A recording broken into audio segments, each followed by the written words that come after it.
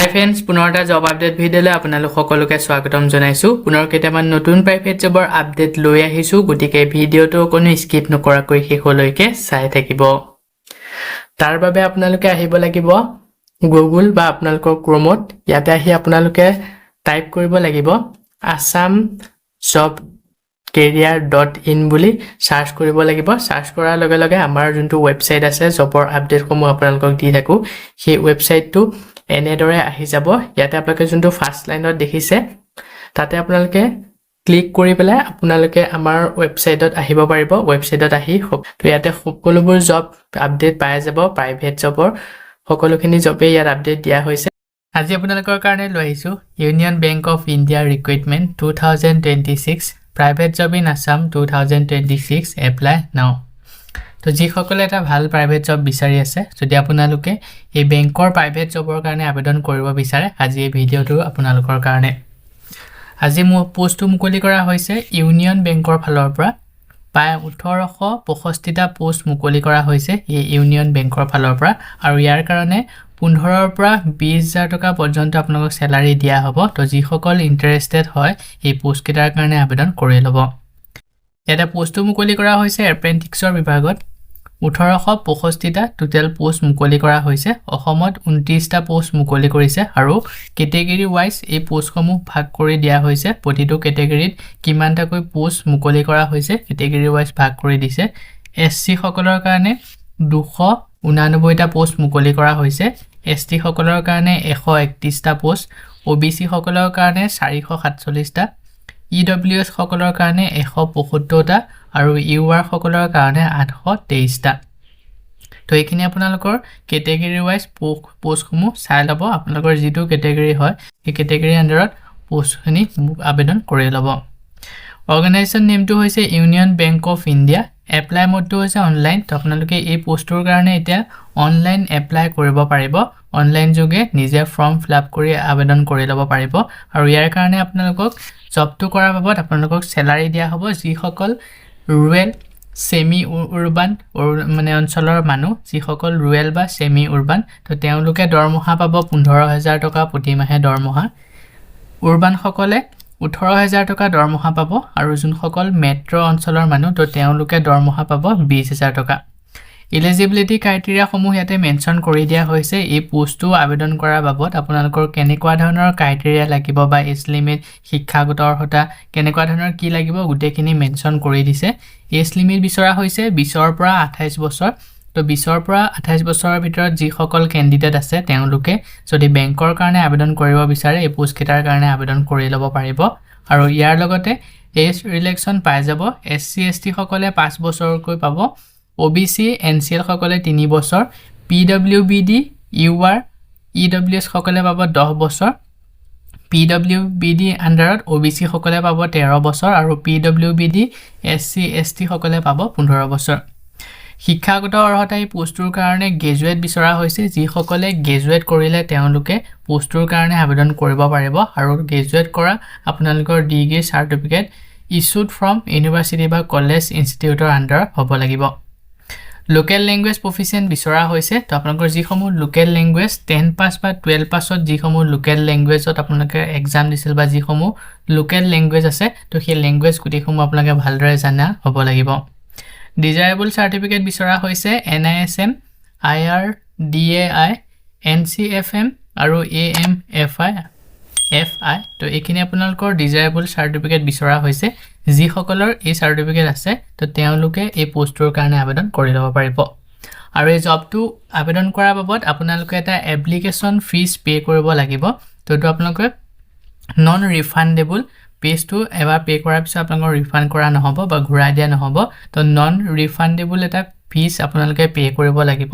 category wise fees সমূহ বেলেগ বেলেগ তো জেনাৰেল ওবিসি মেল ক্যান্ডিডেট সকলৰ কাৰণে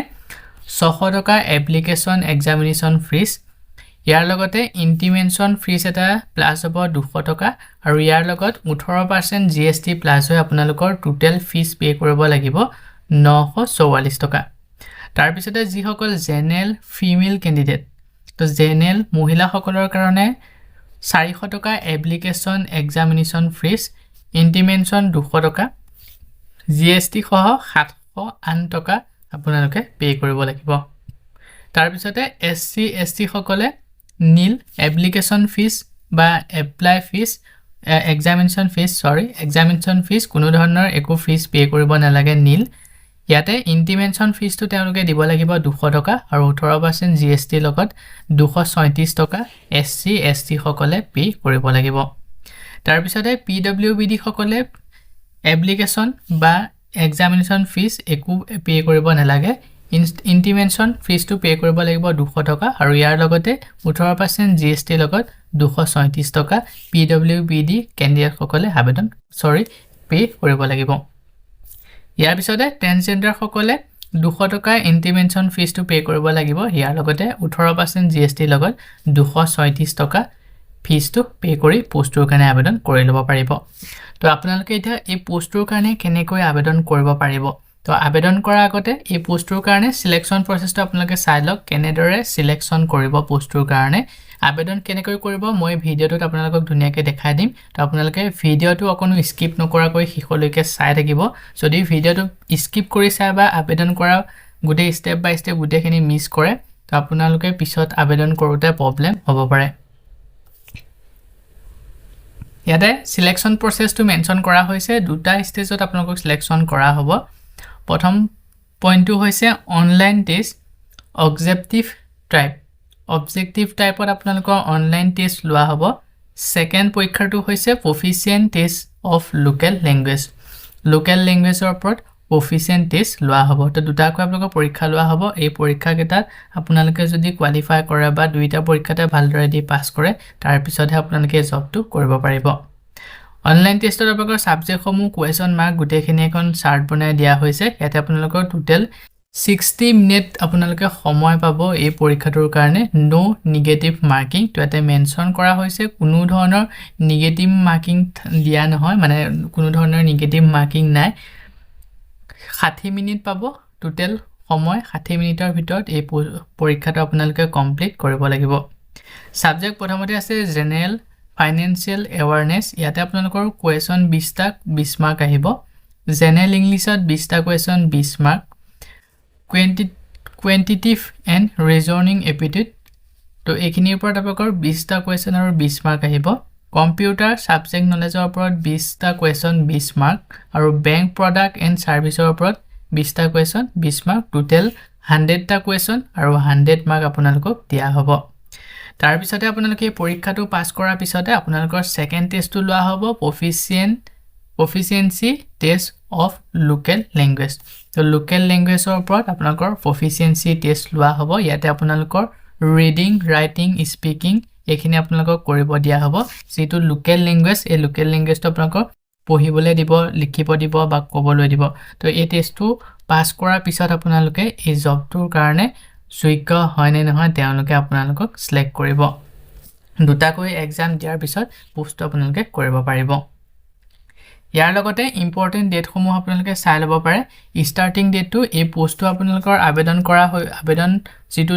ডেটটো মুকলি কৰা হৈছে 29 এপ্ৰিলৰ পৰা আৰু ইয়াৰ লাষ্ট ডেটটো আছে 19 মে লৈকে তো যিসকল ইন্টাৰেষ্টেড হয় তেওঁলোকে 19 মে আগত অতি সোনকালে আবেদন কৰি ল'ব ইয়াতে আপোনালোকৰ যেটো এক্সাম লোৱা হ'ব এক্সাম ডেটটো মেনশন কৰা হোৱা নাই তো মে আৰু জুনৰ ভিতৰতে আপোনালোকৰ এক্সামটো লোৱা হ'ব যেতিয়া আপোনালোকে আবেদন কৰিব তাতে আপোনালোকৰ মেইল বা কন্টাক্ট নম্বৰ যেতিয়া দিব তাৰ যোগেৰে আপোনালোকক ইয়াৰ যোনটো এক্সাম ডেটটো জনাই দিয়া হ'ব মে বা জুনৰ ভিতৰতে আপোনালোকৰ ইয়াৰ এক্সামটোটা লোৱা হ'ব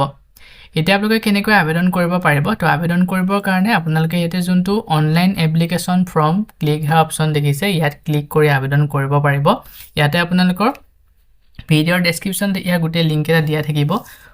এপ্লিকেশন ফৰ্মৰ লিংক এডভাৰটাইজ ডিটেইলছ তো এডভাৰটাইজমেন্ট ডিটেইলছ তো চাই ল'ব পাৰিব আৰু ইয়াৰ অফিচিয়েল ৱেবসাইটটো আছে অফিচিয়েল ৱেবসাইটত ভিজিট কৰিও পোষ্টৰ কাৰণে আবেদন কৰিব পাৰিব তো গুটে লিংকসমূহ ভিডিওৰ ডেসক্ৰিপচনত দিয়া থাকিব তাতে আপোনালোকে ডাইৰেক্ট ক্লিক কৰি জবটোৰ কাৰণে আবেদন কৰি ল'ব পাৰিব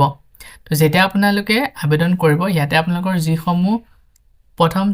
নতুন ক্যান্ডিডেট তেওঁলোকে প্ৰথম ৰেজিষ্ট্ৰেচন কৰিব লাগিব আৰু বাকি আগতে যদি কোনোবাই ইউনিয়ন বেংকৰ জবত এপ্লাই কৰিছে তেওঁলোকৰ যদি আইডি আছে আইডি আৰু পাছৱৰ্ড দি পেলাই লগইন কৰি আবেদন কৰিব পাৰিব তো প্ৰথম আপোনালোকৰ এপ্লিকেশ্যন ফৰ্মখন ফিল আপ কৰিব লাগিব তাৰ পিছতে আপোনালোকৰ পাৰ্সোনেল এডুকেশনাল ডিটেইলছ বা আপলোড যিসমূহ ডকুমেন্ট আপলোড কৰিব ক'ব সেই ডকুমেন্টসমূহ আপোনালোকে আপলোড কৰিব লাগিব ইয়াৰ পিছতে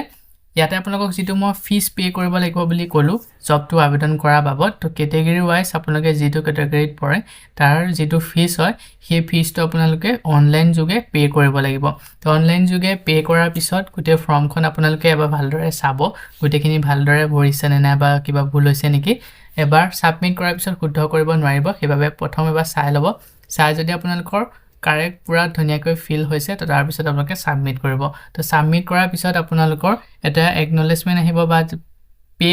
পেমেন্ট পে কৰা একনলেজমেন্ট আহিব তো সেইখিনি আপোনালোকে পিন কৰি ৰাখি দিব তো ইয়াতে আপোনালোকে যেটা লিংকটোত ক্লিক কৰিব ক্লিক কৰাৰ লগে লগে আপোনালোকৰ সন্মুখত এটা ইন্টাৰফেস খোল খাব এনেদৰে ইয়াতে আপোনালোকে দেখিছে গুটে জবটোৰ বিষয়ে গুটেখিনি আহি যাব এটা ৰেজিষ্টাৰ কৰিব লাগিব প্ৰথম যিসকল নতুন ক্যান্ডিডেট তো তেওঁলোকে ৰেজিষ্টাৰ কৰিব লাগিব ৰেজিষ্টাৰত আপোনালোকে প্ৰথম ভৰাব লাগিব আপোনালোকৰ ফুল নেমটো তো প্ৰথমতে যিটো ফুল নেম আপোনালোকৰ হয় নেমটো ভৰাই দিব আৰু ইয়াতে যোনটো ৰেড কালাৰ ষ্টাৰ মাৰ্ক দেখিছে তো এই যোনকেটাত ৰেড কালাৰ ষ্টাৰ মাৰ্ক আছে হেকিটা মেন্ডেটৰি আপোনালোকে ফিল কৰিব লাগিব তাৰ পিছতে এপ্লিকেন্টৰ ইমেইল আইডি তো আপোনালোকৰ যেটো এক্টিভ ইমেইল আইডি হয় ইমেইল আইডিটো ইয়াতে আপোনালোকে ফিল কৰিব তাৰ পিছতে এপ্লিকেন্টৰ মোবাইল নম্বৰ যেটো আপোনালোকৰ মোবাইল নম্বৰ এক্টিভ আছে বৰ্তমান চলি আছে সেই মোবাইল নম্বৰটোতে ফিল কৰি দিব আৰু ভেৰিফাই কৰিব লাগিব মোবাইল নম্বৰটোত এটা ওটিপি যাব ওটিপিটো আপোনালোকে ইয়াতে দি ভেৰিফাই কৰিব লাগিব তাৰ পিছতে আপোনালোকে এটা পাসওয়াৰ্ড দিব এটা ষ্ট্ৰং পাসওয়াৰ্ড যেটো আপোনালোকে মনত ৰাখিব লাগিব পিছত আপোনালোকে যদি এই পোৰ্টেলটো খুলিব লাগে পাসওয়াৰ্ডটো আপোনালোকৰ ইমেইল আইডি বা কন্টাক্ট নম্বৰ বিচৰা হ'ব তাৰ পিছতে হে একেটা পাসওয়াৰ্ড কনফাৰ্ম পাসওয়াৰ্ডত ইয়াতে আপোনালোকৰ কনফাৰ্ম পাসওয়াৰ্ডত ভৰাই পেলাই সাবমিট অপচনটোত ক্লিক কৰাৰ লগে লগে এই জবটোৰ কাৰণে ৰেজিষ্ট্ৰেচন হৈ যাব তাৰ পিছৰ যেটো প্ৰক্ৰিয়া কেনেকৈ আপোনালোকে আবেদন কৰিব তাৰ গুটে ফৰ্মখন আহি যাব তাতে গুটেখিনি ফিল কৰি আপোনালোকৰ পাৰ্সোনেল ডিটেইলছ লগতে শিক্ষাগত অৰ্হতাৰ ডিটেইলছ সমূহ আৰু যিসমূহ ডকুমেন্ট আপোনালোকক আপলোড কৰিবলৈ কয় সেই ডকুমেন্ট সমূহ আপোনালোকে ধুনিয়াকৈ এটা পিডিএফ বনাই আপলোড কৰি জবটোৰ কাৰণে আবেদন কৰি ল'ব পাৰিব তো এনেদৰে আপোনালোকে ইউনিয়ন বেংকৰ যেটো পোষ্ট মুকলি কৰা হৈছে এই পোষ্টৰ কাৰণে আবেদন কৰি ল'ব পাৰিব যিসকল আগ্ৰহী হয় তেওঁলোকে জবটোৰ কাৰণে আবেদন কৰি ল'ব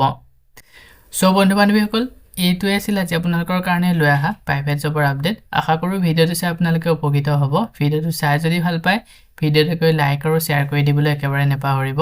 আমাৰ চেনেলত যদি প্ৰথমবাৰ ভিজিট কৰিছে চেনেলটো সাবস্ক্ৰাইব কৰি কাষতে থকা বেল আইকনটো প্ৰেছ কৰি অল কৰি ৰাখিব আমাৰ চেনেলৰ এনে ধৰণৰ আহিবলগীয়া প্ৰাইভেট জব আপডেটৰ নটিফিকেশন সমূহ প্ৰতিদিনে পাই থাকিবৰ কাৰণে আজিলৈ মানে পুনৰ এটা জব আপডেট ভিডিওৰ সৈতে লগ পাম অহাকালিলৈ